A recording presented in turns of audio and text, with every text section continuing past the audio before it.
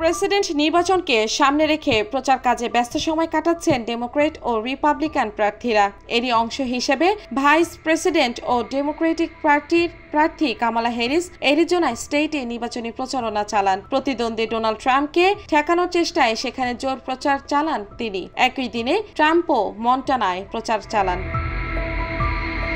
সম্প্রতি নিজের running mate হিসেবে মিনেসোটার গভর্নর টিম ওয়ালজের নাম ঘোষণা করেন কামালা। এর পরপরই এই ডেমোক্রেট প্রার্থী নির্বাচনী প্রচার চালাতে তাকে সঙ্গে নিয়ে এক সপ্তাহের সফর শুরু করেন। এ সময়ের মধ্যে তিনি 7 স্টেটে প্রচার চালাতে চান। কামালা অ্যারিজোনায় প্রচার চালানোর সময় লাতিন নাগরিক অধিকার সংস্থা লুলাক আদেলান্তের রাজনৈতিক কার্যনির্বাহী কমিটির সমর্থন পান। সংস্থাটির পক্ষ থেকে কোনো প্রেসিডেন্ট প্রার্থীকে সমর্থন দেওয়ার ঘটনা এই যাবৎকালে এটিই প্রথম। কামালা হ্যারিস সমাবেশ করার সময় কিছু ফিলিস্তিনিপন্থী বিক্ষোভকারী ক্ষোভের মুখে পড়েন। গাজায় চলমান যুদ্ধে ইসরায়েলকে সমর্থন দেওয়া নিয়ে প্রশ্নের মুখে পড়েন তিনি।